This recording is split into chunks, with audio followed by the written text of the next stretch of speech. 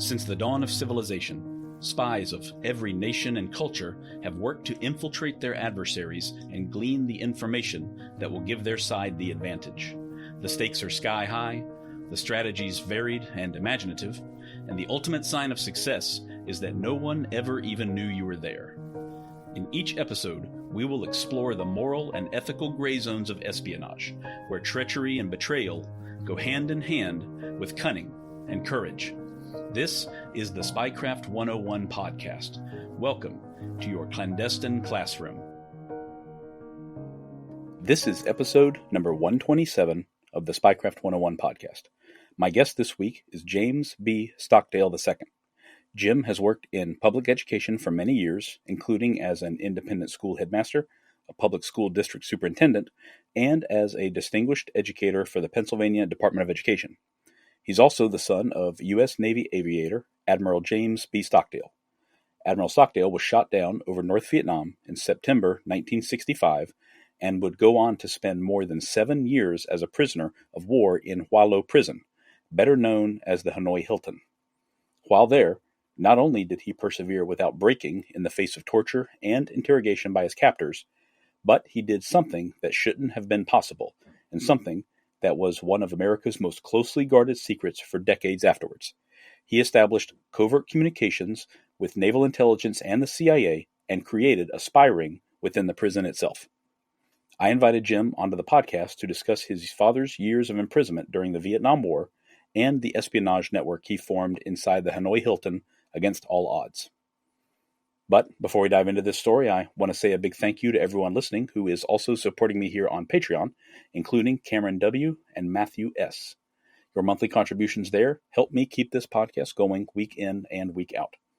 As a way of thanking my patrons, I offer a lot of great freebies and promotions, including free and discounted books and products from the Spycraft 101 store. Patrons also get exclusive access to long-form articles of mine that aren't available anywhere else.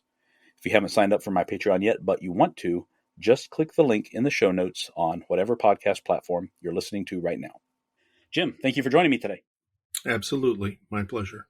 I appreciate it. I've been looking forward to this, actually not long this time. Oftentimes, it takes me months to get in contact with someone and schedule an interview, but it didn't. In this case, it was just a few weeks, but I've been looking forward to it right from the beginning, honestly, ever since I watched this documentary, which featured an interview with you called The Spy in the Hanoi Hilton.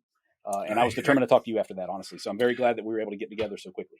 That's good. I hate that title, by the way. Oh, really? Really? Did you have an alternate to suggest by any chance? No, but Smithsonian Channel's owned by some Showtime, and Showtime's owned by CBS. So some guy in a desk at New York came up with that title. Kind of a provocative. Oh, wow. Anyway. I can imagine. Yeah, marketing guy came up with it. I'm sure there's like echelons and echelons involved in the production of something like this. We'll guess. Yeah. Wow. Yep. It's all right. So, Jim, I'd like to start and just go back to your childhood before everything occurred. Can you talk about what it was like just growing up with your father, your memories of him and all that before he actually deployed off the coast of Vietnam? Sure. We were a Navy family. We had moved to Coronado, which kind of is perceived by many people as paradise, but we moved there when it was paradise, when it was nothing but a little sleepy seaside town waiting to be invaded by real estate agents. And Dad had, I think, apropos of what we're discussing, Dad had just spent 2 years at Stanford getting his master's degree in international relations and studying a variety of things, comparative Marxist thought and ancient philosophy of Stoicism. But we were there. Those were in Coronado. We had the standard tract 3-bedroom, 2-bath house that most Navy families wind up in unless they live on the base. And a year after that, we moved into a house that reminded my mother of her native New England there in Coronado, and that was the 12th and final Navy house we had. But before going to Stanford, we lived in half a Quonset hut outside the gate at Alameda. You bang around and you get a real range of different locations, but there's always a focus on, of course, in our case, the father, his sometimes dangerous career. It was prototypical. Mom read The Navy Wife when she got married to Dad. It was standard. I think my favorite memories of Dad were when he was at Stanford, because he went up from that Alameda Quonset hut. He went out and found a ramshackle hacienda up in the back of Los Altos Hills with 20 acres of eucalyptus trees and grape arbors, an old mare named Babe we could ride bareback if we kept her shod and watered. So that was really my boyhood paradise. Dad came to every one of my Little League games, even though I only played the last 2 innings in right field. That sounds amazing. It was a place where we really came together and had time to be together. So we were close, but we were attentive to duty. When moving to Coronado, Dad took over VF-51, a squadron of FAU Crusaders. He had flown the original West Coast Crusaders from Love Field in Dallas out to California when we first moved there, up more in the San Francisco, Oakland area. It was all about and around that. My favorite part of the day or the week or whatever was on Saturday morning, Dad would kind of clap his hands and say, "It's time for Jimmy and me to go do some errands." And boy, I would sit up and we'd go out and get in a junk car. He always had a junk car. And we would always wind up somehow, amazing, at a ship or an overhaul and repair facility or a ready room in a hangar, just checking in. But that was, I still remember the smell of the ready room at Moffett, Naga hide, cigarette smoke, and coffee. Just, okay, this is where the work happens. But one morning we went out there, and not to get too involved in the story, but just a glimpse of my boyhood. I was a first or second grader, and somebody came in and said, "Hey, they're doing touch and goes down at the end of the runway with the brand new F8 2 or 3 or something." Everybody stood up, and then we actually, Dad said, "You stay close to me." And we went out and got in a couple of Jeeps. Everybody piled down to the foot of the runway, and we would watch them come in. And the modification that they had made it easier to to land on carriers. The wing would kind of lift up and give them a little more glide path. But so we're down there, and he put me on the hood of the Jeep and my back against the windshield. He said, "Don't move." And this, big plane roared in. Bang, the tires hit the runway and screeched the tires, and he dumped JP4 jet fuel into the back and went into afterburners, and it was just bang, zoom, and all of these, 30-year-old aviators were cheering and yelling and carrying on. And I look back on that and I think, I have a lucky boyhood in many ways, just, but that's wonderful. That's the background. Yeah, it sounds unforgettable, honestly. Well, it stayed with me. That's for sure. Yeah, I can tell. So go ahead. He deployed, I understand, I guess in what, like mid 1965, roughly, is that right, to go out to the waters off of Vietnam? There were 3 cruises in Coronado. One of them was the first cruise where he was the executive officer of VF-51, and then he took over VF-51. And a squadron, I'm sure your audience knows parts of this, about 15 airplanes and about a dozen pilots. That's how many are in a squadron, and there are 7 or 8 squadrons on an aircraft carrier. But in the cruise, the original cruise was on the Ticonderoga in 1964, and it may help your audience to know, if they don't already, that Dad was the senior flyer in the air on August 2, August 4, and August 5 over the Gulf of Tonkin. He went into on August 2 when there was a real attack by some PT boats on the USS Maddox, and they were out shooting at a spar, kind of target practice, and he was told to switch to strike control. They went over and they shot up a couple of those boats and went home, and that was all there was to it. And you would think that would have been the provocative incident that led us into the Vietnam War, but it wasn't. And when you're finished thinking about it, you can't start a war in Washington on Sunday, and it was a Sunday. So on Monday, everybody came having heard that this happened, and then on the 4th, not that this is in everyone's memory the way it is mine, the PT boats supposedly attacked both the Maddox and the Turner Joy on the high seas, and Dad flew out there and he looked forever, and he came back and he said there were no boats out there, no PT boats at all. And he sent that by flash message back to Washington, said no boat sighted, nothing physical there. And the guy who was in charge of that destroyer squadron had sent a message almost simultaneously that said, really no physical sightings of any boats at all, making all this attack rhetoric seem perhaps it may be that not much really happened. But we were already for war, of course, precipitously. Robert McNamara got everybody organized and started sending huge amounts of hardware and battalions of men to Southeast Asia to get ready to fight the war. He was determined to fight. Lyndon helped too, though. I mean, just right, right, understandable. So this was the Gulf of Tonkin incident that was vastly overstated back in the United States in the following days. Invented. Yeah. Okay. Yeah. I'm sorry. It's just, something had happened a couple of days before, but that wasn't good enough for him, so they fictionalized it. And my son-in-law has a way of putting it that I've never forgotten. He had done some research before he came into the family, and he said, what was amazing was what your dad did in North Vietnam, but more than that, it was what he did with what he knew in prison for those years, because the fulcrum for the war was based on false reports. We'll be right back.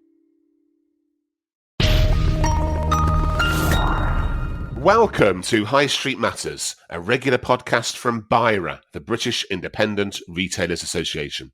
My name's Steve Dyson, and I'm a journalist who's interviewing top business owners and experts here at BIRA about issues which impact independent retailers today. We'll be talking to a cross-section of our members from around the UK, from single retail outlets to small chains, and from large department stores to leisure and hospitality.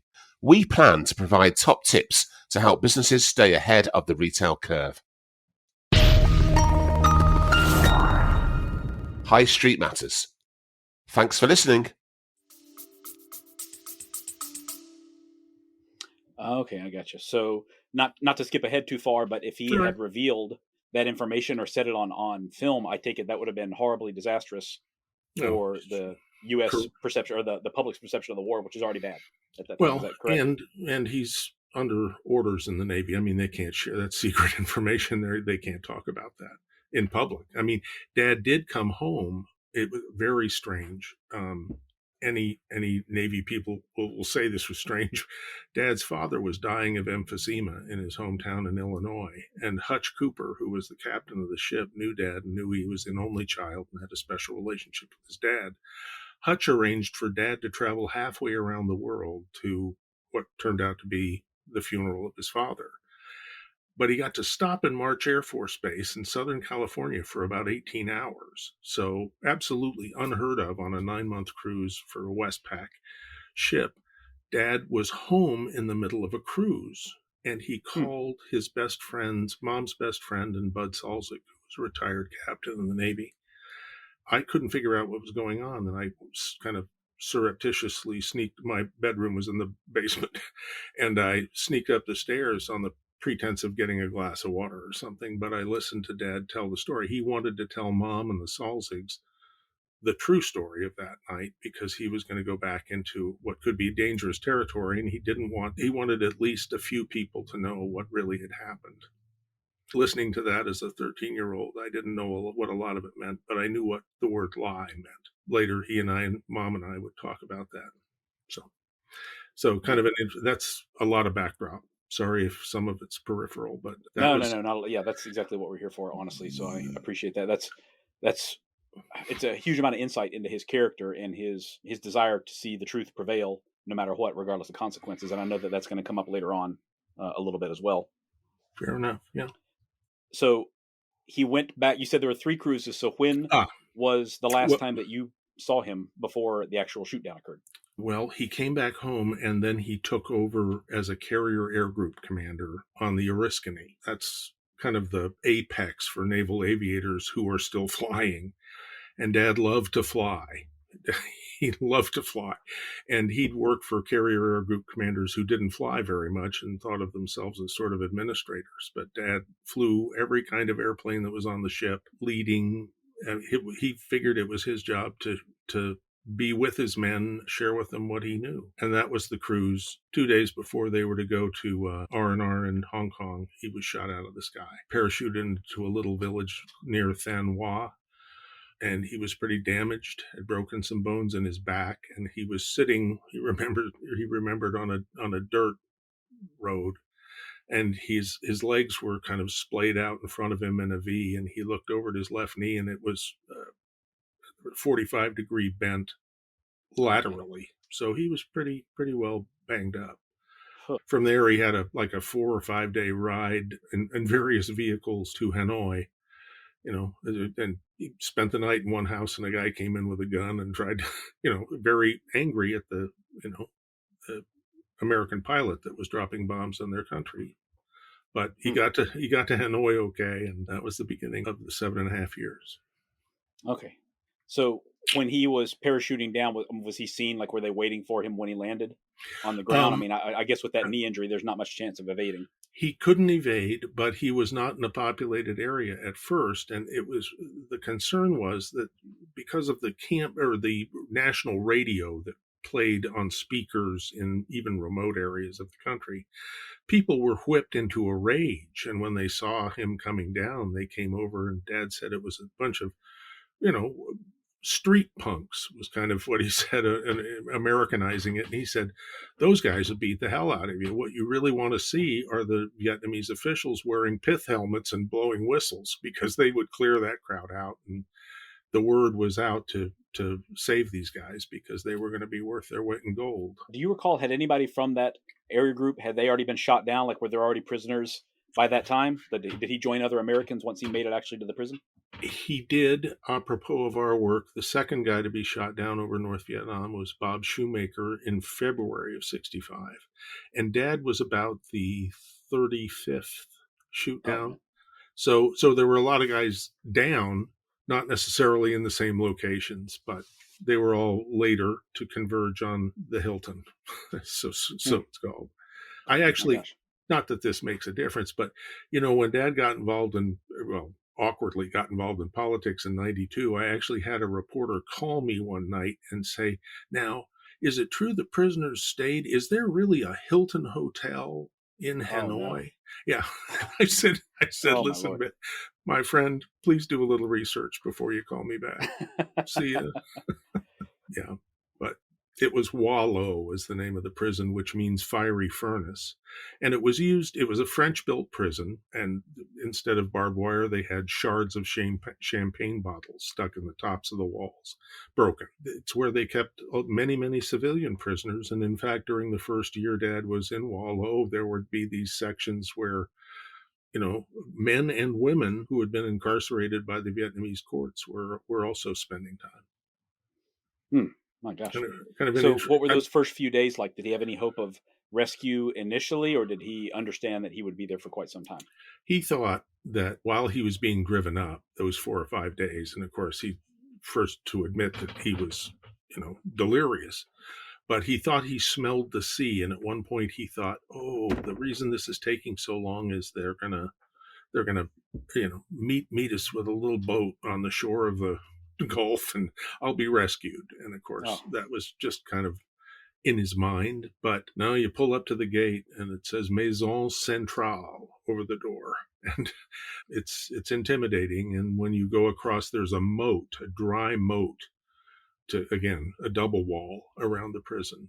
You walked through the moat, and then you walked into an area where there was an administrative office, but straight into a place called what the prisoners labeled Heartbreak, which was where they'd put you on a cold soak for 3 or 4 weeks and keep you alone and really not do much to you until they decided you were ready to talk to somebody. And after 3 or 4 weeks, you're looking for a friend. It was all calculated to try to help make you dependent on them for survival.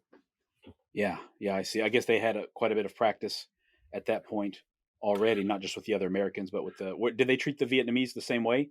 I should ask them.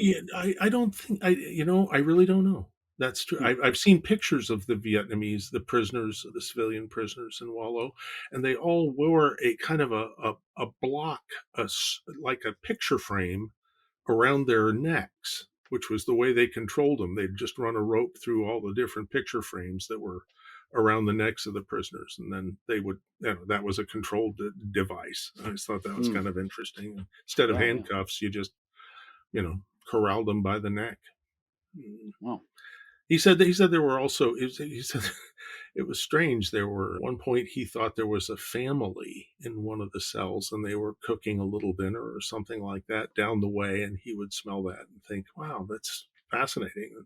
who knows? It was probably the wife of one of the guards or someone who had brought something Yeah. in. Yeah, I'm But sure it was hard to know what was really going on with that very, very limited ability to observe, what was around him at the time. yeah, So, and Jim, back home, what mhm. did your family learn about him? I mean, how long was it before you knew that he had survived the shoot down? About 3 months later, a guy who was a couple of numbers above Dad, named Bob Baldwin, called Mom and said, "Sybil, this is not official, but they were translating a copy of the paper Pravda in the Soviet Union, and it mentioned a tall, Dad was not tall, but by Vietnamese standards, he could have been tall, tow-headed, usually means blonde, but his hair was gray, prisoner named James Stockdale. It was kind of a Hmm. corrupted spelling, but that was that was plenty. Still no confirmation. We really didn't know he was alive on the ground until April of the next year, Oh my gosh! when we got 2 letters in the same day in our mailbox in Coronado. It was really rather remarkable. Looking Wow. back, we just opened them up and started looking at them and read them over and over again. And we'll get into the, right away, it's not double speak, it's just double talk. But Dad wrote in that first letter, we think of Hanoi, or we think of Vietnam as a tropical country, but in the winter it is cold and dark even at noon, which is a direct point, kind of a double talk reference to Arthur Kessler's Darkness at Noon, which was the story of a Soviet gulag and one of the prisoners there who survived over time. But if we'd known how really similar Dad's conditions were to that novel's descriptions, it would have scared us. Hmm. But that was his point in mentioning it, was they even in the gulag they used the tap code. I mean, it was I don't know what the Cyrillic alphabet, how that fits into it, but they had a tap sequence and it talked about the torture that was going on there and so forth and so on. Hmm. I see. So these letters that he was able to write, were they carried out by the Red Cross or something like that? I mean, I'm surprised that he was able to write anything at all, honestly. Exactly, and as were we. And but one was written around Christmas time, and another one in January. And we received them in April, but there was no carrier. There were Vietnamese stamps on them, and they came.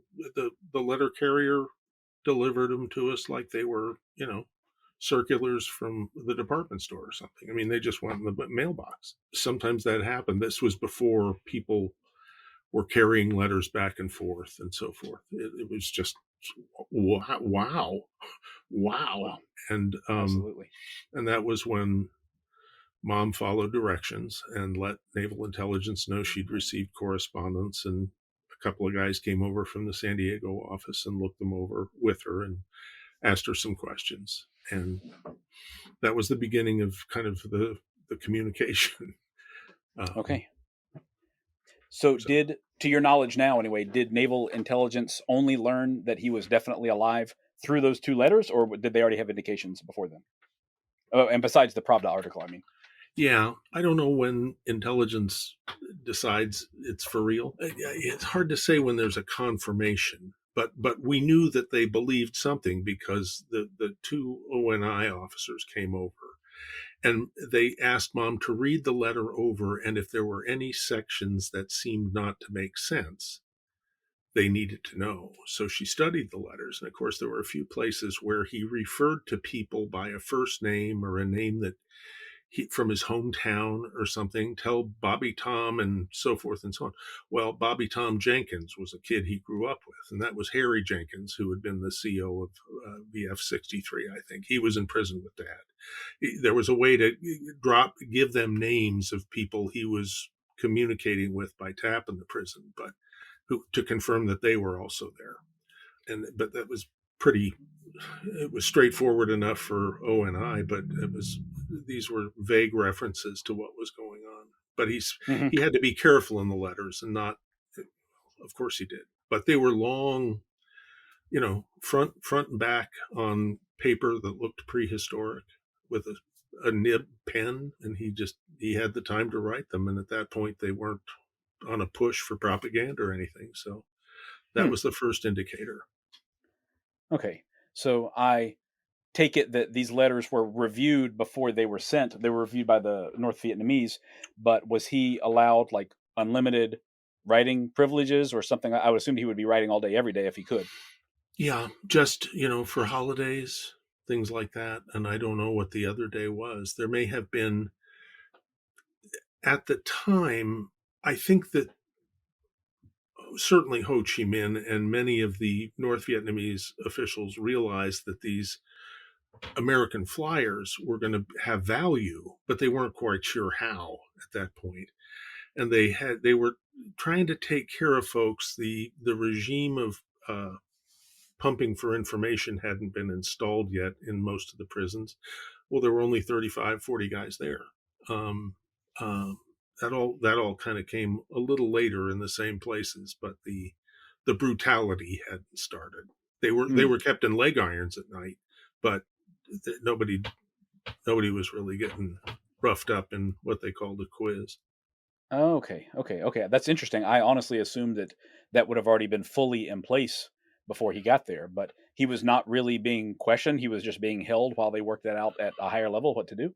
Yeah, I think Hmm. that's my impression. That's vague for a lot of folks, and we had no way to research it after the war either. Everybody kind of scattered who were involved. A lot of the people involved in the administration of the prison were they were not in hiding, but they weren't eager to be identified. But he was given this privilege to write. I think at Christmas there was that was a kind of a gift by them to allow him to write one of these long, Oh, lovely okay, okay, letters. yeah. So Hmm. that was it. It's But good that he no, could there take was full no advantage. torture regime established there. They hadn't I figured see. that out yet. Okay. So yet is being the operative word, obviously. So Jim, did your mother start to, or did your family start to kind of cooperate with naval intelligence right off the bat? I mean, did she just want to send her own kind of heartfelt letters back to her husband at that time? Yeah, she had started writing once a month, even in October, November, before knowing, really having word that we didn't know he was alive. She started writing as though he was alive, and he hadn't received any of her letters when he wrote to us. But you wound up with what amounts to a 6 month time break. I mean, we wouldn't get the letters for months after they were written. So we knew that he was alive as of, you know, some months ago.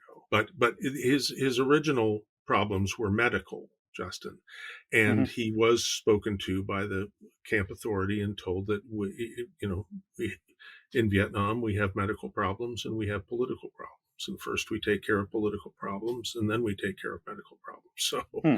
the idea was we want you to write a statement or something like that, or you know, be accommodating in some way. That never worked out that way. I mean, he never really got much medical attention.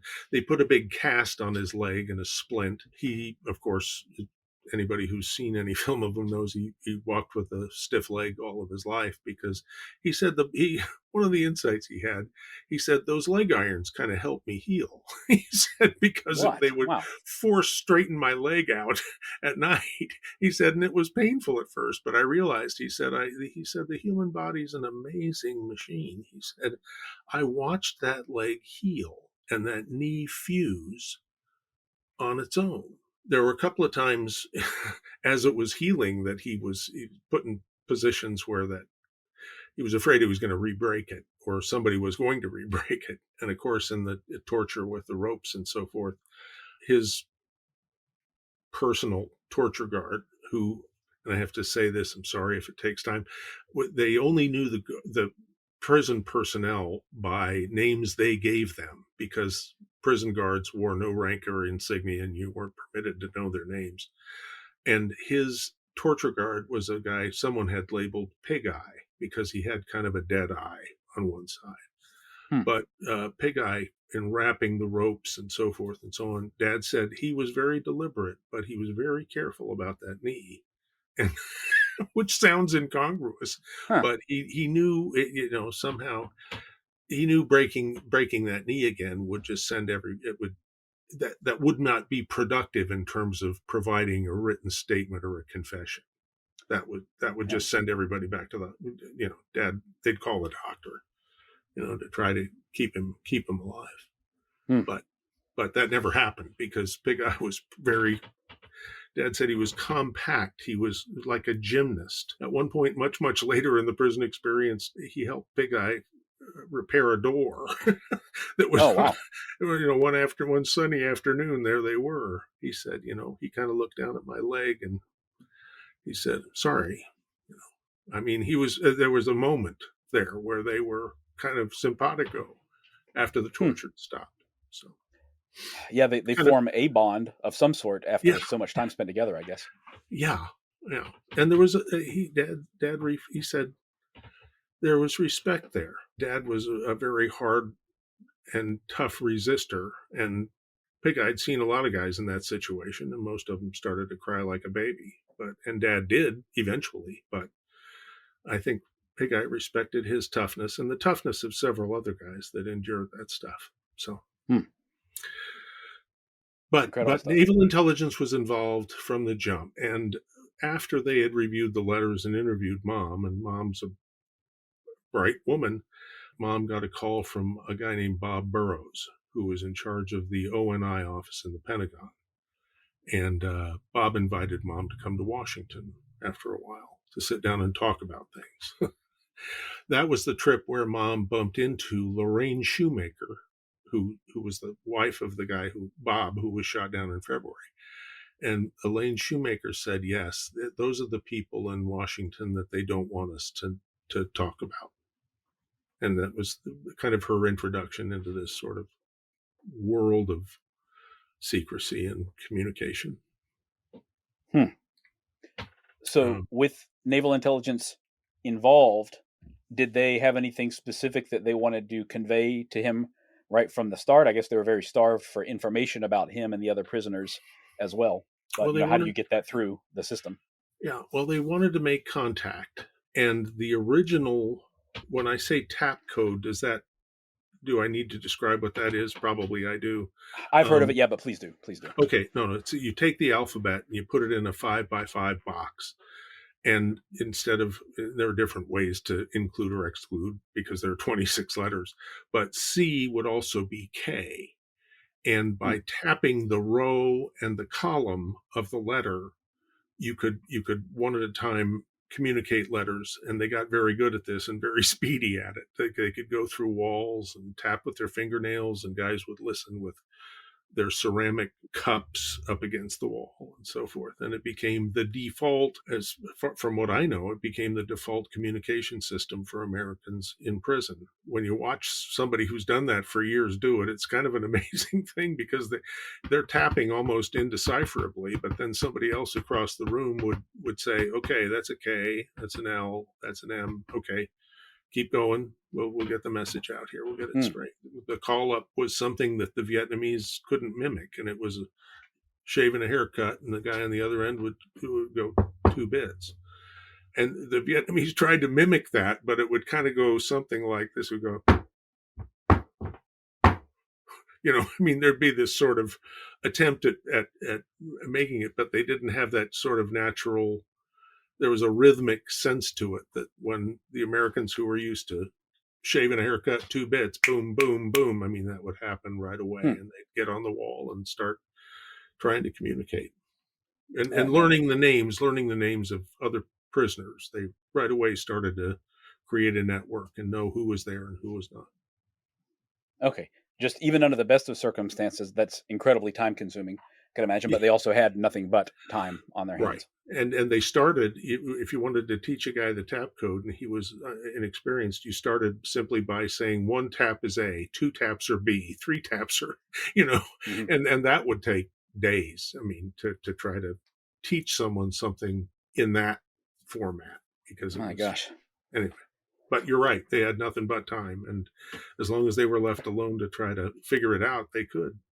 There was also whispering under doors. I mean, sometimes a row of cells with the guard would step away or something, and they could whisper under their doors and say, hey, who's that down in cell 6? Hello, who are you? Tell us your name. And of course, the pilots the aviators were told don't communicate. They'll trick you into doing things. So some guys would just not answer. And I remember at one time, Harry Jenkins whispered on the door. He said, "He won't tell us. He must be in the silent service." I mean, that kind of, but those were very rich opportunities. You always had to have a guy watching the shadows to make sure a guard wasn't going to come in, because that was verboten, and you'd be put in solitary and leg irons for a couple of weeks if you got caught. Mm-hmm. So I take it was incredibly rare, if ever, that they were actually together face to face in a room or anything like that. That just was not really happening very regularly. No, the first 4 or 5 years, never. My gosh, 4 or 5 years. Well, I mean, there were other camps where there was more group activity. There was the plantation, which was kind of the show camp.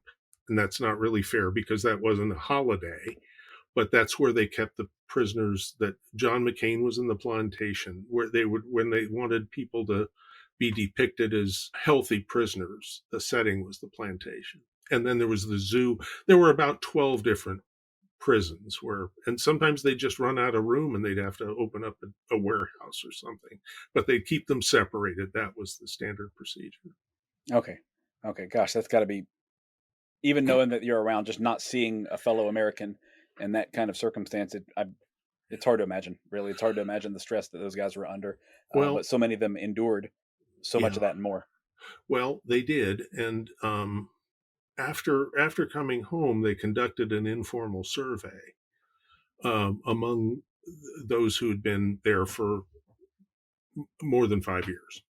And they said, which was worse, solitary confinement or torture? And everybody wrote back, oh, no contest, solitary. After about, and the estimate was, this isn't just, you can hear the noises coming. This is absolute solitary. I mean, you're just shut away from anybody. After about 6 weeks, they figured 6 weeks was the break point. That was the point when almost anybody would start breaking down or looking for somebody to talk to or something like that. That was how should I put this? That was a more better useful tool than even some of the torture that was used, because the torture it was horrible. But once you went through it, I mean, and some of the guys would admit that, the first scream was the loudest, but it was the terror. It wasn't the pain. It was the terror of knowing that this could go on for a long time. Oh, wow. And they would talk about how they would be able to discern that in the night when it would come through some of the walls. So it was harsh. It was rough, harsh treatment until, and I'll just say this, in 1969, the Politburo realized they weren't making any progress. What they envisioned was treating Americans and trying to condition them, make them reasonable, give reasonable testimonies about the case the North Vietnamese wanted made in the international community about their sovereignty and how it had been invaded and how the American war was a war of imperialist aggression and so forth and so on. But they weren't producing that, because the prisoners were organized, and by and large they prevented that from happening. All of this through the tap code communication, they kind of stood together even separately like that. Is that correct? Yeah. Yes. My gosh. Yes. Amazing stuff. Yeah. Now, meanwhile, just so you know, I mean, guys like George Coker and a couple of guys would be in a prison down by the river, down near the bridge. Coker and McKnight at one point in 1967 broke out and tied themselves together with reeds down on the river and decided they were going to swim to the Gulf. Wow. Well, these are brave guys, and everything went along okay for the first couple of nights as they started to swim down. It had been discovered that they'd left, but nobody thought they'd go out and swim. But they did, and they were caught and brought back and beaten up severely and made to pay for their transgressions, and they were not appreciating the good treatment and the benevolent treatment they were getting from the Vietnamese people. It was kind of some of this is backwards, but yeah. Anyway, everyone knew that learn this tap code. That was one of the first things you had going on, and that survived a long period of time in our house, even 20 years later. when people were going to bed at night, you get a tap, shaving a haircut, and, God bless you, GBU. Kind of their sign off at night. And they were, I think,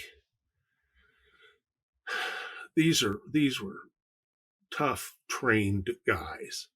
But in those circumstances, they had real respect and real love for one another. It's hard to describe for people, but even through the tap, Dad said you could even read a guy's mood.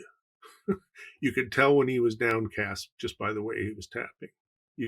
Every tap, every guy had his own distinct way of tapping, and you could read into some of the ways that and Dad said sometimes when a guy was feeling particularly low, you'd be listening to him tap on one wall, and on the other wall he'd be tapping to the other guy saying, this fella next to me is in sad shape, he needs some bracing up, start thinking about it. I mean, that would happen. So they formed a very intimate bond under those circumstances. Yeah, it's truly unimaginable having not been in those circumstances. I take it though that once they got back there, they stayed in contact for the remainder of their lives in a lot of cases. Yeah. There were some wrinkles there, of course. A couple of guys, there were some outlying camps where guys would devise their own set of rules for their behavior, and some who were taken in by the propaganda and then brought into the general population where they'd be people would try to straighten them out. So you got probably a 3 or 4% of the prisoners would come in with a different perspective, and that was cause for some charges later after they came home. Oh man, which was its own nightmare. Yeah, you can imagine that your problems are not over once you get out under those circumstances, which is terrible to think about. Yeah, well, at one point, Mom and I were sitting in the breakfast nook, and Dad was in the other room talking to the lawyers about different things. There were two fellas that he thought needed some course correction. And I was sitting there with Mom, and all of a sudden she just burst into tears. And I said, Mom, what is wrong? What is going on? She said, this isn't the way it was supposed to be. Other people are going to parties and parades, and your dad's stuck in the den talking to the lawyers. She said, this isn't the way it was supposed to be. But they were okay. It was just kind of an insight into that homecoming thing that all looked wonderful, and it was, but there were wrinkles. Yeah. It's understandable, certainly. Now, knowing that, and I don't want to overguide it, but after Mom did get involved with naval intelligence, she was given strings of numbers that she was to, it's really the tap code in reverse was the first code that I know Mom was using. And let me add with haste, I know of no wife or family member of any prisoner who ever really knew any code. They were told what to write in their own hand. Mom was trusted enough there was a method whereby after choose a number, after the 20th letter in a document, then that would start, and each letter, every third word would start with a letter that was associated with a number 1 through 5. And so you'd go through and you'd write 2, 4, 3, and so forth. But the challenge was that Mom had to write letters where the third word always started with the correct letter so that the message would get through. The messages were not very, you think, oh, this is secret, this must be something. But a lot of the messages that Mom sent were, I was able to reverse engineer the code later. The only one I was able to, because I had the letters and I had the messages and so forth and so on. But the messages were almost innocuous, asking if Dad knew if different prisoners were there. Here's one from, I can just pull these up after I got them done. Who are your roommates? Do they receive mail? That would be very important. And then in other letters, just simply the word carbon, which was the next iteration of secret communication. But is Koski a POW? I mean, that's the kind of message that would come through to Dad. Okay. Just kind of housekeeping stuff, which was odd. Okay, I see. So these letters in this iteration anyway, they typically only disguised like one or two questions. I take it because they had to be scattered. The code had to be scattered throughout the whole body of the letter. Yes. Okay, Yeah.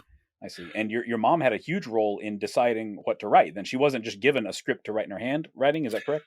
No, she was given a string of numbers, and she had to write her letters so that every third word started with a letter that represented a numeral.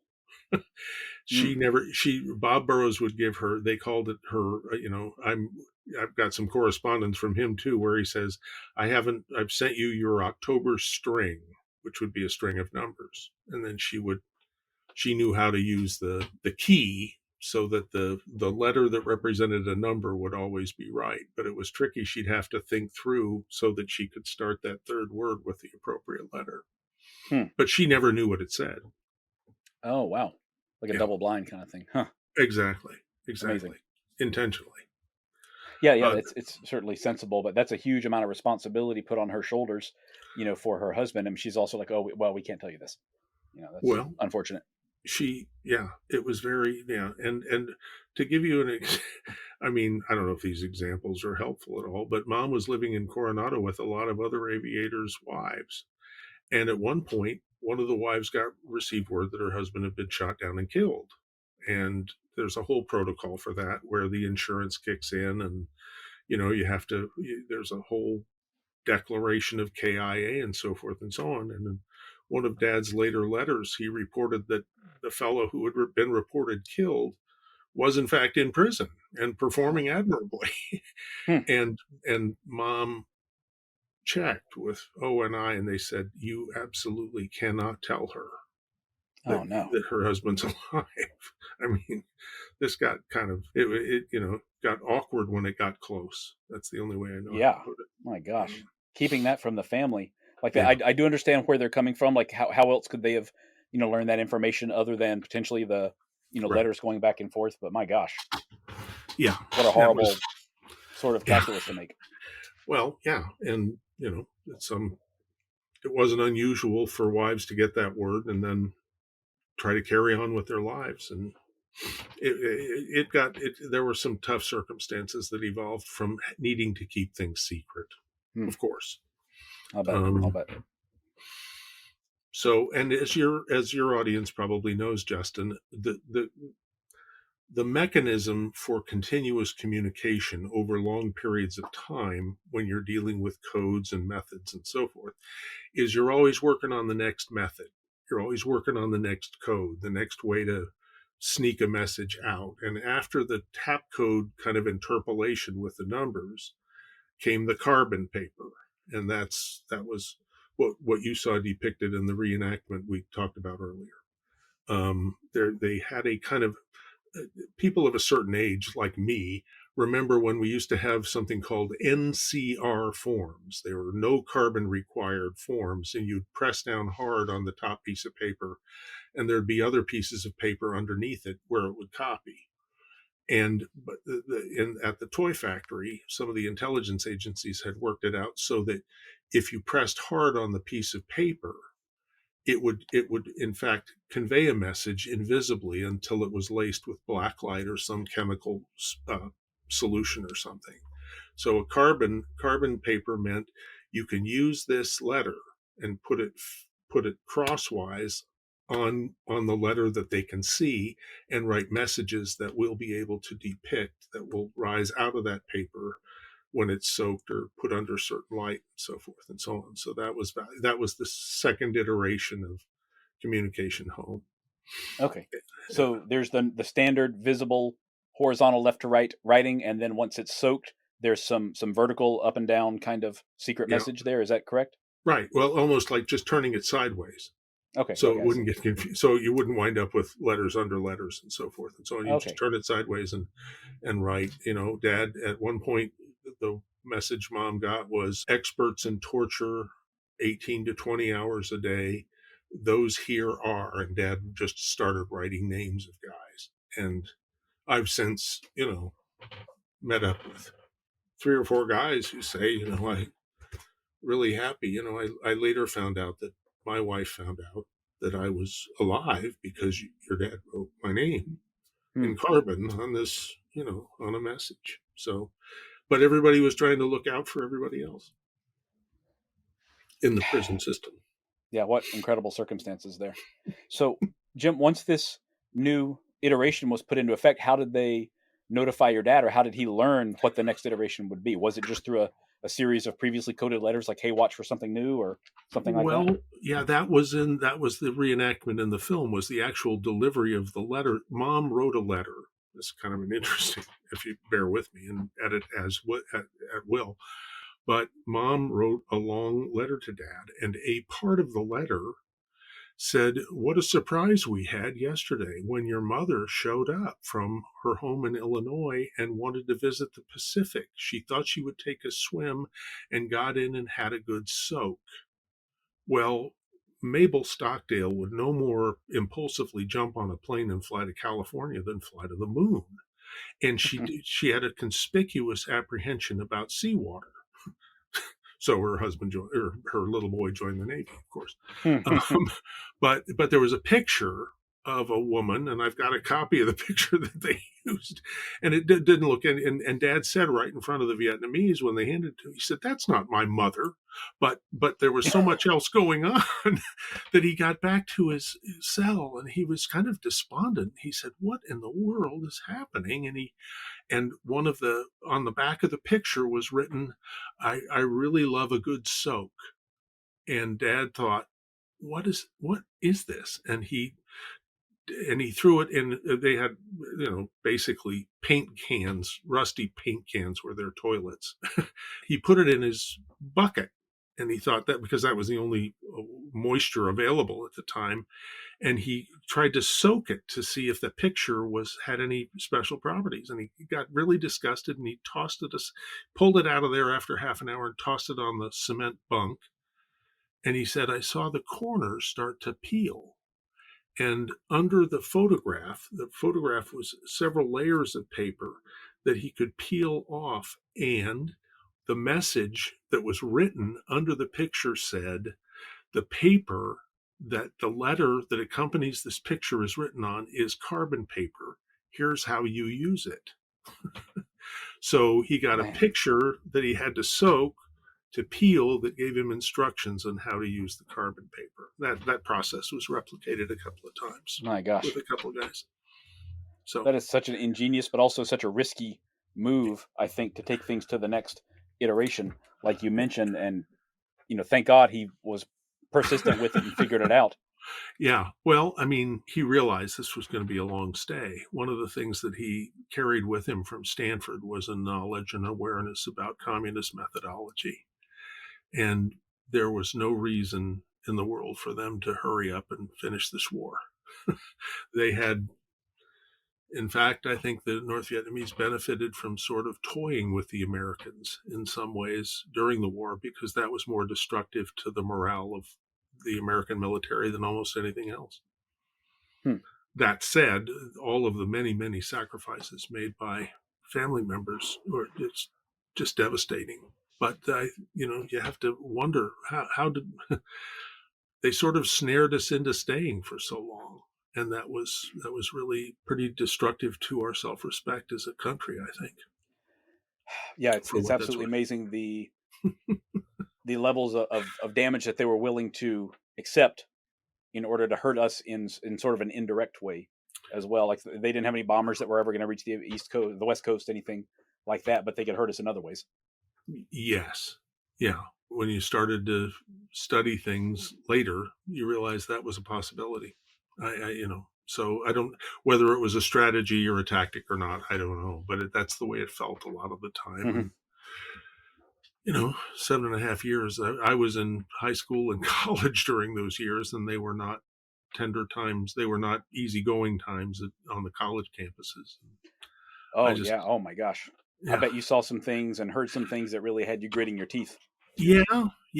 But don't forget, I had listened into the conversation that really said we got into this by kidding ourselves. So, and that,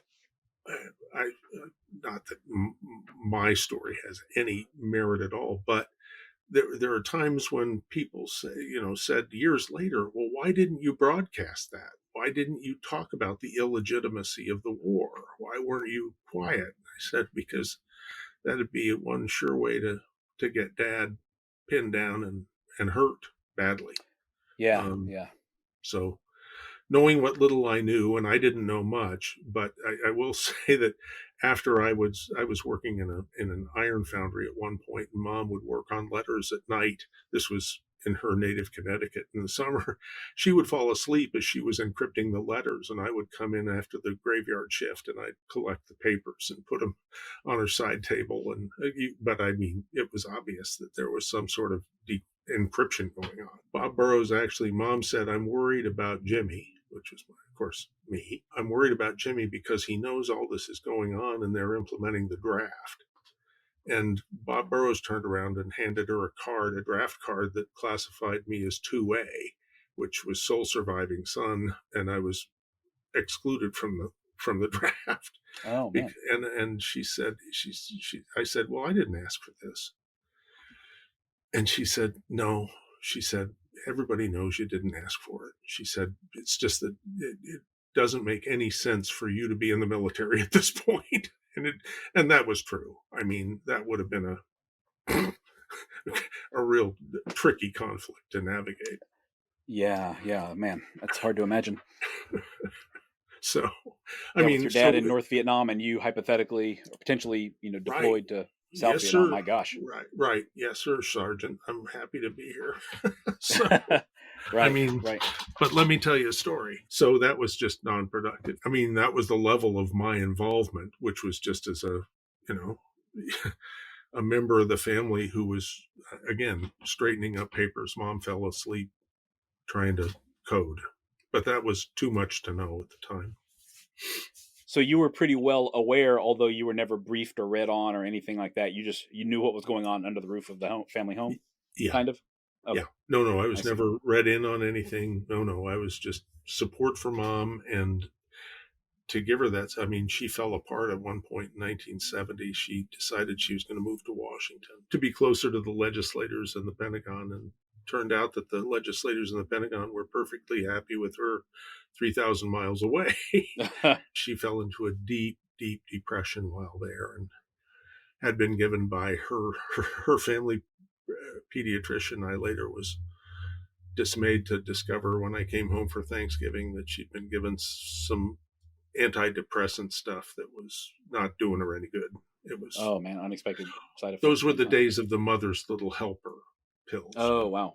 And different things. So it was, but we all persevered. And she moved right back to Coronado the next year. That was just a dark period of time. Yeah, the whole family is really suffering for that entire period, it sounds like. It was awkward. After a while, you just don't know if this is ever going to end. Is this the way we're going to play it out? So there was 5-6 years. I mean, who knows what's going to happen? Yes. So, to your knowledge, now after the fact anyway, were any other of the prisoners receiving the same sort of clandestine correspondence with the non-carbon paper from the toy factory that you mentioned? Well, there was a cryptography code even before the Vietnam War. Some of the guys who were the first in had been there. They had an encryption school. And I was told later that there was one up in Puget Sound and one in a corner of Alabama, probably Fort Rucker. And bright, thoughtful young officers would take 2 weeks out of where they were assigned their duty and whisked off to one of these schools where they would learn cryptography, a very sophisticated cryptography. And that code was carried in and became the mainstay for a lot of official and necessarily secret communication to and from Washington.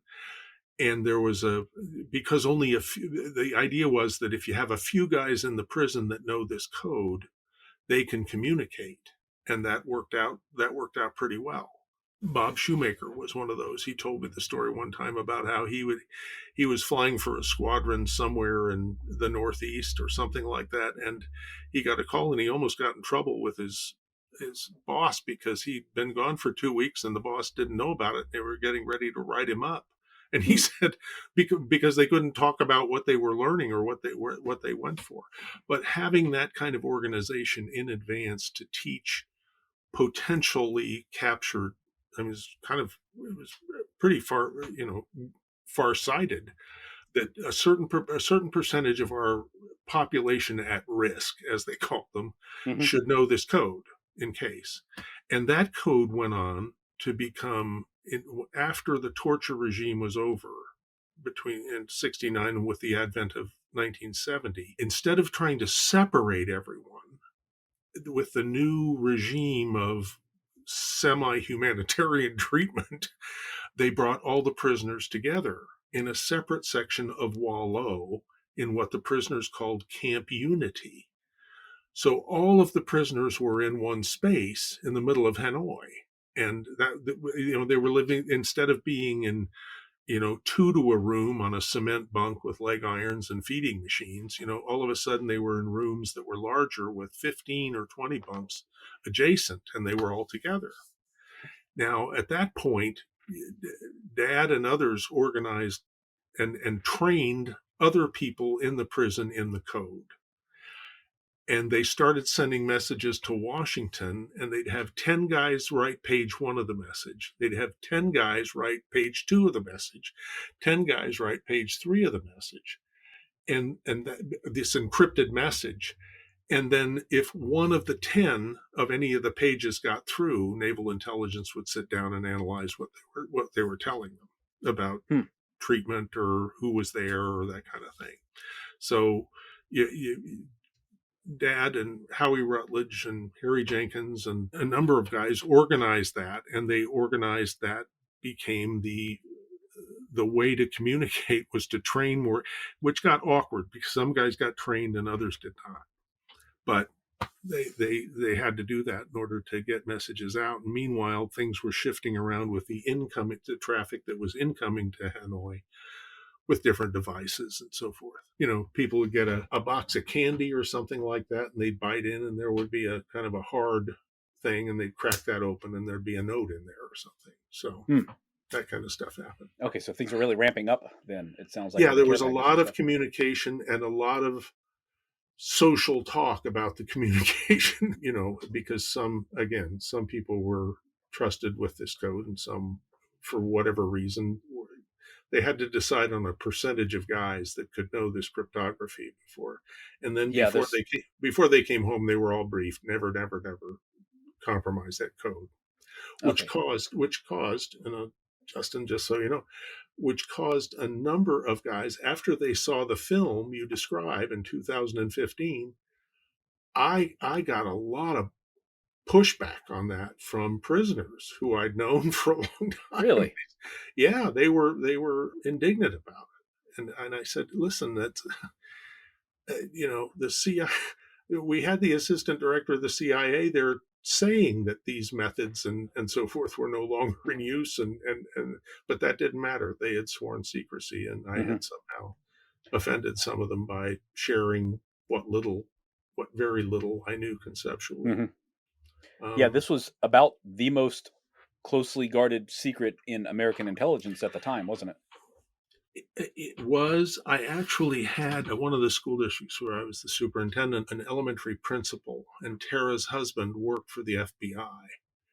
And at one point, he was in Washington for briefings with the FBI, and he called me very quietly from his hotel room later that day, and he said, Jim, I just want you to know that I was with 200 other FBI officers, and we heard a lecture where some people from the intelligence agencies said the most successful long-term communication they ever had in the presence of hostilities was with those prisoners. And they described it for these FBI officers that were getting the briefing. And he said, I never, ever knew any of that was going on. And I said, well, John, now you do. It's okay. So, but it does have a kind of a reputation about it that I don't need to talk about, but in those circles, it seems to have been a very kind of a groundbreaking period for them to sustain that. but they had how you say in the trade, a captive population. So. Yeah, absolutely. Amazing. So I have to ask, how closely were these letters that they were sending out, were they being inspected? I assume that it's by a Vietnamese English-speaking intelligence officer. Is he like reading every single letter very carefully and then sealing it back up and sending it to the families, or anything like that, to your knowledge? Well, you never sealed anything. You addressed the envelope and you gave them the Oh, of envelope course, and the letter. sure. But presumably that was the case. But when they brought everybody together, the volume of letter writing increased. Now, the answer to this from the Vietnamese perspective was to come up with a form for writing letters, and there would be 7 lines, and you were supposed to confine your remarks to the 7 lines. And right away, both the wives on one side of the Pacific and the prisoners on the other side sat down and put 6 lines between each of the each of the 7 lines and would write on that. So in order to try to contain the clandestine communication, the Vietnamese sought to reduce the structured letter writing ability, and that didn't stop things very much because the code was pretty thorough and straightforward. Again, there would be these assignments. At one point, when Dad got when they called it the head shed, where the higher ranking guys were, they just said, we're going to everybody stop writing for 3 months. We've got to figure out who's writing what, who's using what codes, and we have to present a united front, and we'll be able to correspond with Washington much more effectively if we have this, 10 guys writing page 1, 10 guys writing page 2, and so forth and so on. So that was a kind of a wave of information came in from North Vietnam, and different methods of communication made it easier to communicate going back. Incredible. Yeah. Turned into a regular publishing house there inside Hoa Lo. Really, that was kind of what they'd say. Just the same way they said in the early years, the place would, if you were quiet at night, you could hear tapping going on throughout the walls of these awful prisons. And he said, and then later on, you'd hear the nubs of pens writing these letters and using these vowel manipulations to try to convey special messages. So my gosh, it was unusual. There were special debriefs on that after they came home, which were conducted by naval intelligence. Some of something that you might find interesting is that I don't think there was ever any official connection between naval intelligence and the CIA. Bob Burroughs had a friend who worked for the agency and worked in what they called the toy factory.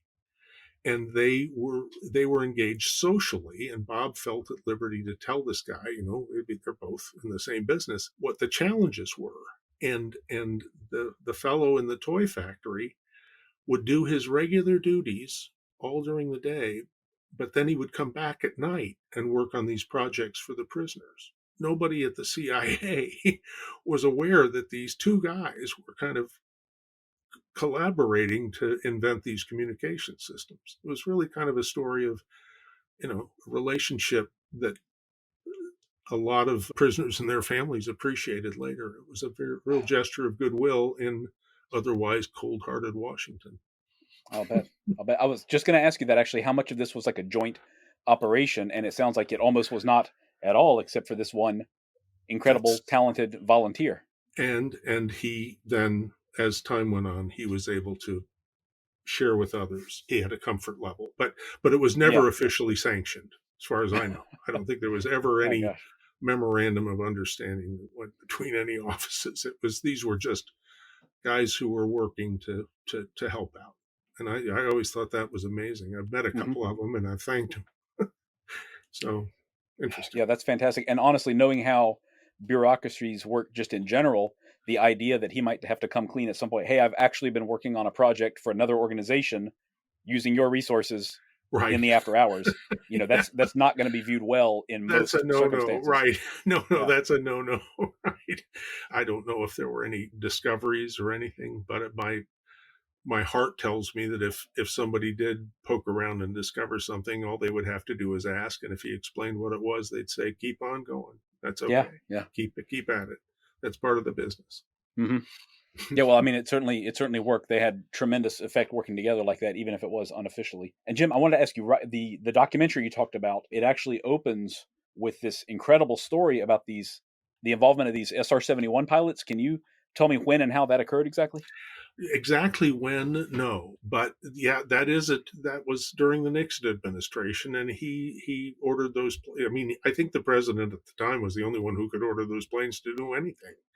But yeah, they went halfway across the world, and the couple of sonic booms were a confirmation that we'll support an escape attempt of some sort. And I that was I had when I say I got pushed back on the film, I mean I wasn't responsible for it, but I was the only one a lot of those guys knew.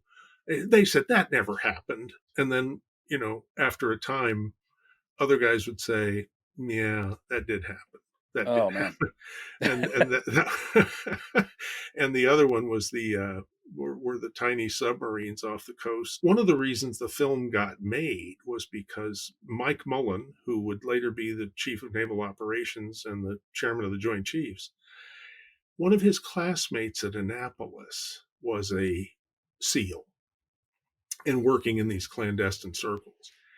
And Mike found out from the father of this fella died out in the middle of the dark Gulf of Tonkin trying to arrange for tiny submarines to be able to go up the river and meet up with groups of prisoners who were going to try to escape. Well, he died, and his father was given the explanation that it was a training accident. And Mike Mullen heard that story. When the opportunity came for him to participate in the film, he said, I'll be happy to talk about it, but I'd like to include this portion so that this we can depict that this man died trying to save prisoners rather than a training accident. That's the way some of that works. But Okay, Mike yeah, was, I recall that portion. Yeah. which was a deal everybody was more than willing to make. I mean, because he's a very, very, I have just amazing respect for him. Hmm. I would vote for Mike Mullen if he ever Fantastic. ran. Yeah, Yeah, I've never met him or anything like that, but he certainly has a reputation. yeah, yeah. Very, very thoughtful guy. Wonderful. And I think that's a testament to. He was out of the Navy by that time, but Hmm. he wanted to document that father's loss in a way that was honorable. Man. Not something that happens as often as it should. Right, right, totally agree. So did the prisoners going back to the SR-71s, did they have any kind of foreknowledge that there would be a signal from the heavens, so to speak, coming that day or that week? I think a couple did, but not many. There were some who had some foreknowledge, and they were on the very inside of the cryptographic chain and so forth. But it was as it's depicted there in the film. This big boom would come over, and the prisoners would hear it, look up, like, "What's that?" But people were. That was a way to communicate. And I just, nothing really came of that as well as much as it was intended. But that really did happen, and was kind of an amazing day for those who heard it. Yeah. Direct order of the president. It's got to be the most expensive and high level signal of that type ever sent to anybody, I have to imagine. That's expensive is right. Yes. Yeah. I'm not sure those planes were doing much else at that point. Yeah. So, Yeah. I mean, the missions were relatively limited from what I understand. yeah, I mean, it was too risky to fly them that often, if I recall correctly. I think you're right. Yeah. You're right. But So how did all this end? I mean, he came home after 7.5 years, but yes, how did they get the signal that, they would be exchanged soon? How did all that come? And they were, ultimately reunited with your family. good question. The B-52s had a lot to do with that. The Nixon administration just sent waves and waves of B-52s in, and they never hit the center of any cities, but they would bomb on the outskirts in the rail yards and so forth and so on. And Dad said when that started, it was before the Christmas of '72, and continued for quite a while. But he said, even when you're miles away from those bombs being dropped, that much explosive, he said, you can feel the earth shake.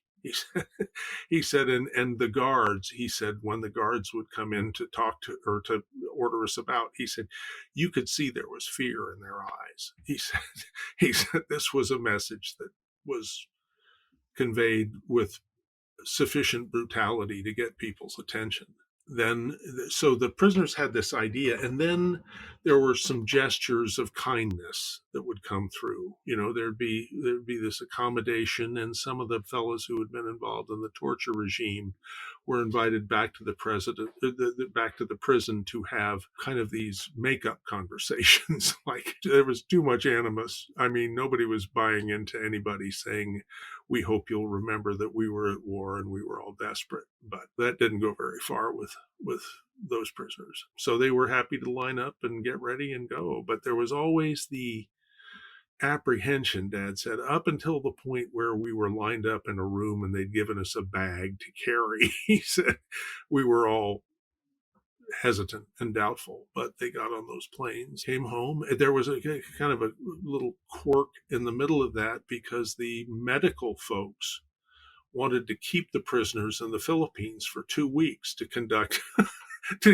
thorough tests. Word of that got out. It wasn't 15 minutes before the Pentagon got calls about American wives making reservations to go to Manila. If you're not going to bring them home, we're going to come there. But then they backed off and brought everybody home and got them kind of localized. And Dad was at Balboa Hospital. And there were different hospitals all over the country where they were treated. I will say that was one of the most important parts of my learning because I'd graduated from college. I'd been working in a steel mill to earn money to bum around Europe because in 1972, that's what college graduates did. Go out and learn about life. Well, Dad came home and I was footloose and fancy free. And I was able to go to Coronado and be his cook and bottle washer, basically driving him back and forth to the hospital. And in the evenings, Justin, we would sit and drink red wine. And he would tell me these stories. That'll grow you up.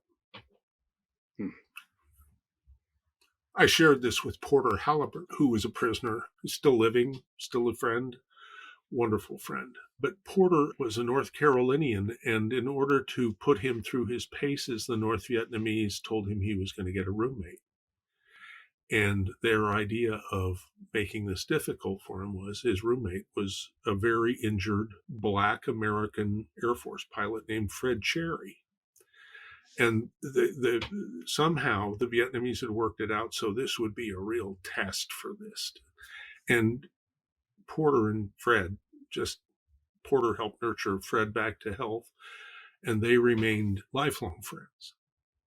So the experiment in racial relations to try to perturb the Yankee air pirates was a failure.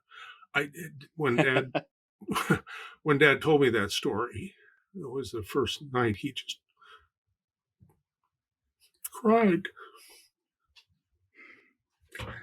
There were some wonderful, tender moments that I got to hear first and straight from him. And he let me sit in on parts of his debrief that were, harmless. That was where I learned the story. It was straight from him, a couple of hours every night. Here's what we went through. Here's how we handled it. But what came through for me was Dad's real love for those men. I'm sorry, Justin. I think he'll get over it. The emotions will go away. They never will. About those guys really loved one another. When you got older. So that was a good way to learn about it. And I don't think anybody else really had that kind of privilege. I've never talked to any other kids that had that opportunity. Yeah. But it was Jim, time well spent. I bet. That's exactly what I've been wondering for, this entire conversation is how did they hold it together that whole time through these, not just the terrible circumstances, but the length of time as the years stretch on and their kids, as you grew up, from a boy into a man back home, and they couldn't see you, just get the occasional letter. Like, how do they get up every day and face the day? But it sounds like it was because of each other, even if they Yeah. couldn't see each other for the most Oh, part. yes. Oh, yeah. No. You're not going to get in the middle of those relationships. That's real affection there and real respect for one another. Yeah, nobody else would ever be able to understand them like they understood each other after that, I'm certain. That's true. I think you're right. My gosh. So with all the time you spent with them, what were some of the obvious changes to you? Because you both changed tremendously in the interim, I'm sure. well, but we came together just tongue and groove. It was like there was no need to construct any rationale or any rules for being together. We just came together as natural as the day is long. There was no need for pretense, no need for anything. I'm here to help you, man. What can we do? Dad was grateful. We had a lot of laughs. At one point when he was going to and from the hospital, I mentioned this story once before, but we were going back and forth to the hospital, and frankly, they kind of ran out of things medically to do. So they'd get into these, there'd be these psychological lectures and so forth. And at one point, they were running out of routines, and they thought that they would construct a day to inform the prisoners who had been brought back to Balboa about the cultural changes in America during the time they were away. And, this had to do with hippies and drugs and rock and roll and all that kind of stuff. And the guys would sit there and sort of look at one another and kind of arch their eyebrows and say, this is what we missed. It's okay. We were busy. At one point, I went in after that session, I think, and Mom and I were up in Mom and Dad's bedroom, and Dad was in his closet, and we heard him banging around out there in there. And he put on this big pair of poplin pants with a Hawaiian shirt and a fedora. And he came dancing, doing a sort of a stiff-legged dance out of the bathroom. And he said, "Okay, Jimmy, I'm ready to go. This new Navy lifestyle, I really dig it." We all just, kind of laughed. But, those days were filled with these sort of, wonderful moments of fun and laughter and reacquaintance. And it was pretty natural, I think. It wasn't true in many households. We did have the benefit, Justin, of having been together for years before this happened. And I think that was a benefit. And that's part of why we were able to sustain what we were able to sustain. Yeah, I think it was much more difficult for a lieutenant or a Lieutenant JG who'd just been married and had one child and was shot down after 5 years of being with less than that in some cases. Mm-hmm. Those were harder. I think it was much harder to keep things together in those circumstances. Some did, some did not. Some guys came home and there were some suicides. Some, some made to look like accidents, but some guys had been through some things, and some families had changed markedly. There was one family in particular where the attitude was when he came home, well, he has to know that the war he was fighting was wrong. And the family was dedicated to trying to re-educate him after he'd made all these sacrifices. And it was just too much. My gosh. So the story has these happy endings, some not so happy, some tough. Yeah, it's so awful how the suffering didn't end for a lot of people after they left the prison. After they return home, things just are not like they were when they left to begin with. True. I mean, that's not surprising, but it is awful. At one point, Dad was put with 11 other prisoners after they identified the leaders of the resistance. This was a little bitty prison that was attached to their Department of Defense, which was a big building next in outer Hanoi. But the cells had always been there.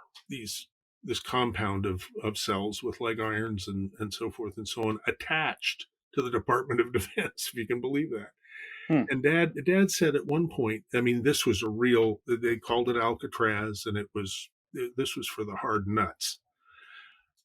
And a couple of things happened there that were instructive, not the least of which was one winter morning, Dad was able to peek under his door because he heard somebody coming into the courtyard, but no doors were being opened and there were no whistles and no banging around as there usually was. And Dad looked under the door and he peered out and he made out in the fog, he'd studied the Vietnamese leaders, and he said there was Pham Van Dong, the premier of North Vietnam, standing in that courtyard. And he said, I think he was thinking about the years he had spent in those cells. So you had this sort of respect. I mean, a lot of the Vietnamese leaders then had been in just those cells under the direction of the French. So there was that. And I want to say that there was one fellow there in that prison. Everybody else had to leave, but Ron died there. He just died of a broken heart. You know, I've had dinner with his daughter. It's a tough one. Mm-hmm. But there were guys that just, they'd give up. They wouldn't eat. At one point, somehow, Ron flashed over to Dad that he was happy that his wife and his family were living near a lake up in New Hampshire and things were going well for them. And he was so happy to hear that. And Dad flashed over to Nels Tanner, who was kind of on that string of rooms. And he said, "Hey, Nels, did any mail? Any mail? Stores get mail?" "No, CAG, no mail." So Ron was making his peace with the world. And he just sort of faded away. Oh my gosh. Yeah. So for all this bravery and chutzpah and secret codes and so forth, there were people that paid a very, very tragic price. I really admire those families that carried on after that. Yeah, I just don't know how they can do it. It's, I can talk about it, I can read about it and that sort of thing, but I can't really understand it having not been through that, and not just for a short period of time, but for year on end, like so many guys were. Yeah. Neither can I. I just, I talk about it rarely, but in situations like yours where there seems to be some interest about some of the activity, I'll open up. But how you can't explain it to people any more than you can really explain what military life is like for families to those that have never experienced it. It's just a different world, and I will say that I worry for our country that the distance between those serving in these capacities and the rest of the population, that gulf seems to be growing wider and wider. Certainly does. Sadly. So, Jim, your father, after all of this, after the debriefings and the recovery and the reunification with the family, he continued serving in the Navy for quite some time longer, didn't he? Yeah.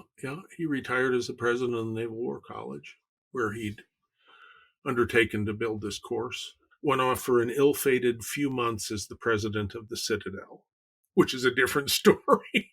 I got a call from Mom at one point, and I won't detail it all, but I get these.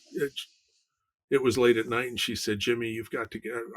We were living in Columbus, Georgia at the time, and the Citadel's in Charleston. She said, "Jimmy, you've got to get over here.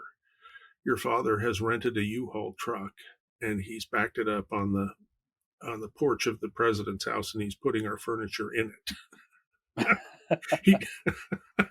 He'd had a talk with some of the board members who didn't, what happened was that some of the cadets were hazing some of the other cadets, and in walked a senior who was drunk and had a gun. Dad had him in his office the next day and did what I think he should have done. He said, "Okay, you, and you go pack your things. You're off. You get out. You're kicked out. You, and you go, you're going to make amends and you're going to try to make this." And it was only 2.5 hours later, Dad got a call from the chairman of the board saying, "Well, Admiral, you may not know how we do things here in South Carolina. Some of those boys are sons and daughters of..." And Dad didn't even argue. He just thought, this is not the world for me. I'm not going to make political allowances for kids that might endanger the lives of others. He said, "I've got experience with that. Nobody else working here has experience with that. So I think I'm able to make the right call." But yeah. And then he went from there to Hoover at Stanford. There was a long wait in between, but he went Mhm. to Hoover, which was just the right place for him at the think tank. Then a very small think tank, now and a very elaborate operation. Mhm. I was just looking online a couple of days ago, and I think that the Hoover Institute has some of the letters from your mom on display right now, don't they? Is that still ongoing to your knowledge? Could be. They've got their archives there, so that would make Yeah. sense. Yeah, I And think they they've have like got a temporary exhibit right now, maybe? could be. That's the kind of thing that could go on, Justin, and I wouldn't know about it. Mm, You're telling me some, okay. and Oh, but okay. Yeah. I've been down in those files and I've looked through them all. I mean, I don't think there are any surprises in there for me. Yeah, I'll have to But look again, certainly. But I was amazed at the idea that we can actually go see these letters that were such an incredibly closely guarded secret and so important to your family and to well, the but effort they're to not. learn about the POWs as well. We could just go see them. Well, you can read those letters and never even get a whiff of secret Mm, communication. They're right there. But I think the letters that impress people are the ones that Dad was writing in prison. That little nub of a pen and that ink going across, and he made the letters as small as he could to get as much down as he could. So, oh yeah. but there's a healthy correspondence that went on there that I think helped some folks. Hmm. I can imagine. Yeah. Wow. So So later on, I think we talked earlier. There was some pushback from people within the government, I guess, about your dad's memoirs and about some of the things that he stated, including the yeah, Gulf of Tonkin incident. So, can you talk about that a little bit? just a little bit. Yeah. Mom and Dad wrote a book, In Love and War. Mom was sure they wanted to write the first book because she said later, she said that was not very smart. She read other books that she found were better. She thought people had taken more time. In the first chapter of that book, Dad describes the Gulf of Tonkin episode, and basically he never says nothing happened. He says a couple of guys from the Pentagon came to interview him and Wes McDonald, and they said and I'm sorry to use this language, but one of the guys was the folks who met him from the two ships thought he looked like a bookie. He was an operative in Washington, and he said, "Listen, we've flown halfway around the world. We've been brought out here for one reason. Were there any fucking boats out there the other night or not?" And Dad and Wes looked at one another and shook their heads and said, "No boats." And in the book, Dad said I could have written the whole sequence of the war right there, sending a couple of guys out to ask the honest question about whether there was a real provocation or not, was an indicator that the whole war was going to be a mess.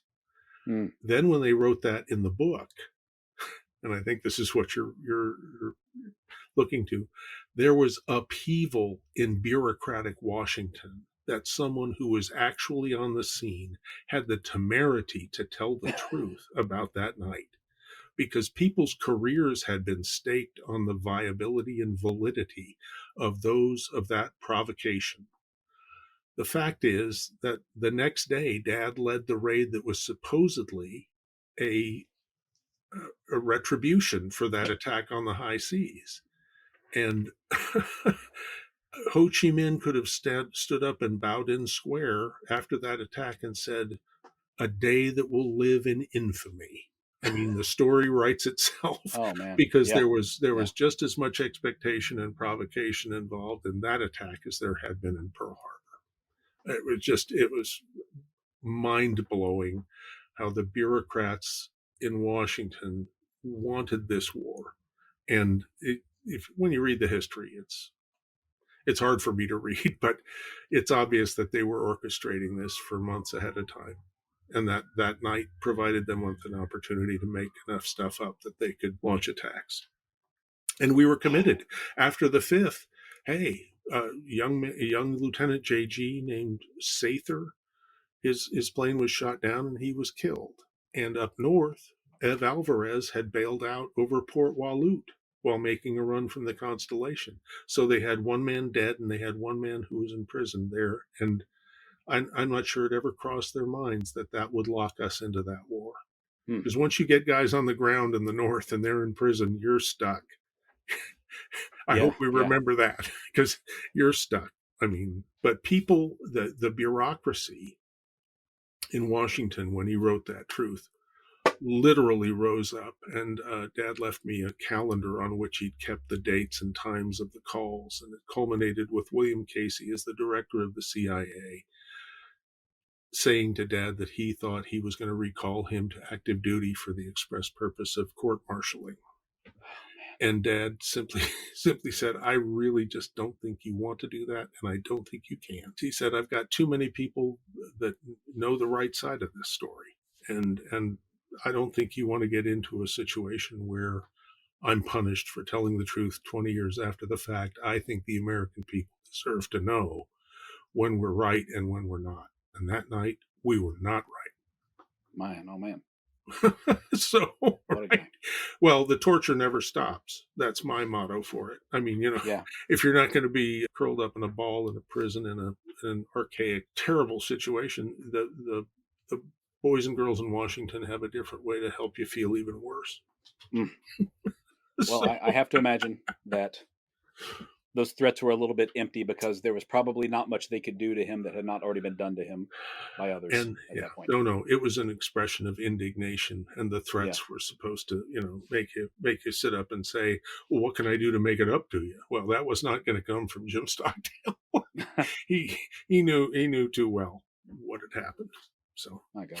Anyway, for what it's worth, that's a little life lesson for the folks who think that telling the truth is going to win you praise and win friends and influence people, not necessarily when policies prescribed before the reality can catch up with it. So, Man, amazing. Your dad was a great American, Jim. He certainly was. Thank you, Justin. I think he'd appreciate that folks like you are still trying to take some lessons from his life. I'm grateful too. It's interesting. I don't think you really can't describe for audiences that have had no exposure to military family life what goes on. And I know this is kind of a little bit of an extraordinary story, but the simple moving around, the pressures, the pulls, the tears that come up, we need to do better by our military families. That's all. I just think there was you could have helped a lot of folks keep their act together at that point if you'd been committed to the families as you were to your lie. That would have been better to at least because there's a lot of sad stories that evolved when guys came home and children were missing or families had fallen apart. Mm-hmm. Yeah, it really is indescribable. It is indescribable. And for that, I'm sure that they were longing for and pining for something completely different than what they got in many cases. And to not be able to come home again after they left and after what they imagined is it's tough. Yeah. But that's part of it. And I will say that for many families went on to just live surprising and wonderful lives and didn't miss a pickup, just kept on going. And that's, I think that's a lesson in itself too, that not a lot of over description, not a lot of cataloging of past emotions. Let's just love one another and move on. Mm-hmm. Yeah. So anyway, what a story. My gosh. Well, Jim, thank you so much. This has been really incredible. I'm curious, what are you working on now? Do you still have any involvement in telling his story other than, during interviews like this? Do you have any other projects in the work at the moment?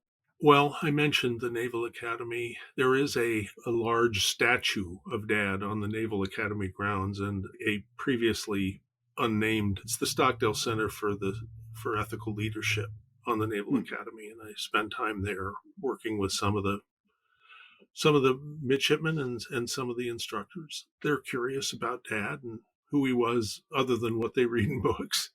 The Naval War College, I try to help with that course when I can. Just wonderful people there who sustain that tradition. And I'm trying to write now. I'm 73, Justin, so it's maybe a little late. But I think there's a story about the American families that survived that if we strip away the heroic motif.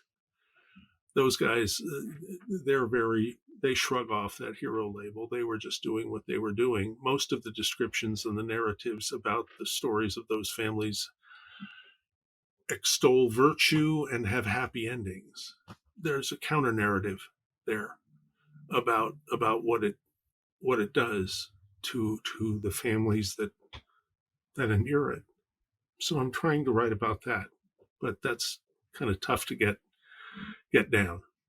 Anyway, that's what I'm working on. Okay, wonderful. Do you have I don't want to hold you to a timeline or anything, but I mean, in the next couple of years, do you think that might be ready for publication? Because it sounds absolutely fascinating. Honestly, Well, I'm actually, I'm not, I'm trying to find somebody who can help me with publishers and lawyers and that kind of thing, because I think I've got some product working out, and it's not lost on me that on August 4th, 2024, that'll be the 60th anniversary of our descent into difficulty. Just a thought. I don't know if I'll get there or not, but that's kind of a target. Okay. I'll let you know. How's that? Yeah, we should absolutely stay in contact after this. That'd be wonderful, Jim. Fair enough. Thank you. Well, thank you so much. Do you have like a public profile, like a social media, anything like that, if people want to connect with you or follow your story? I'm trying to get off of LinkedIn. Try that. That's a difficult thing to do. I don't, I'm not much of a social media creature. No, there's not a space. I'm easy to look up, easy to find. Most folks can.